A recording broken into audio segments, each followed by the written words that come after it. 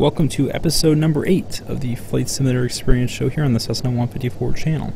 This episode features 3 unique video segments, and the first segment is an Airbus A321 landing in Billings, Montana. The Airbus A321 has definitely not been the favorite for many flight sim enthusiasts, but I've started to really enjoy this aircraft more as I give it a chance to really show its capabilities in the simulator. Of course, it is a default aircraft, and because of that, is limited in many ways.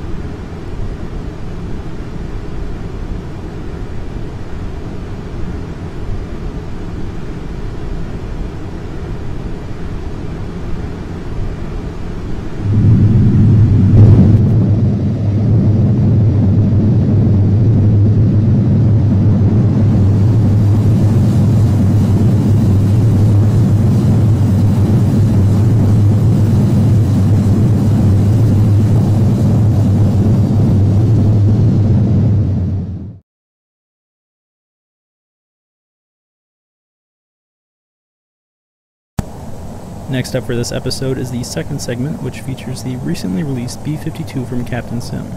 This payware add-on is just the exterior model and nothing else.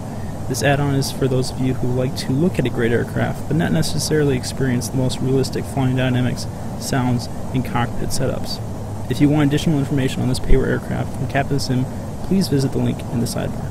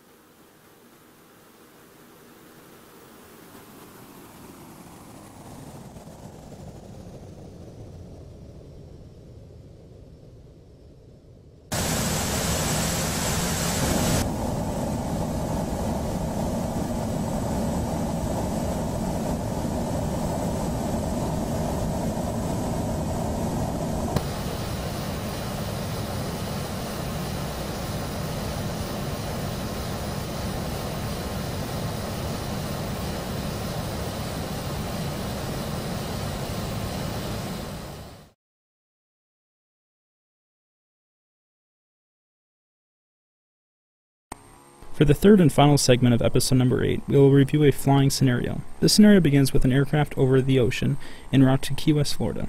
The aircraft is approximately 30 miles away from land, and the remaining fuel in the aircraft is critically low. The pilot is unsure if the aircraft will be able to reach the airport without exhausting all the remaining fuel or crashing into the ocean. This segment will look at 3 options a pilot could do in this simulated situation.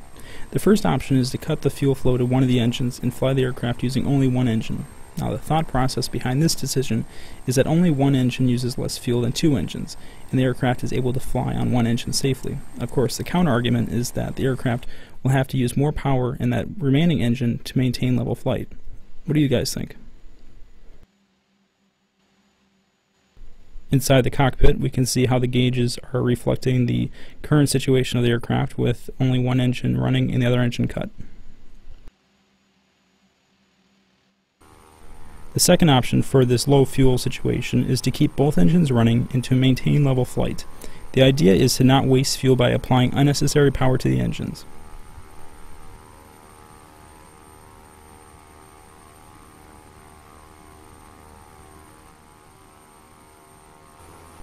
The third option for this scenario is to apply maximum power to both engines and climb rapidly to a higher altitude. Obviously, this option will use the remaining fuel supply faster, but the argument is that the aircraft can glide much further once you reach a higher altitude.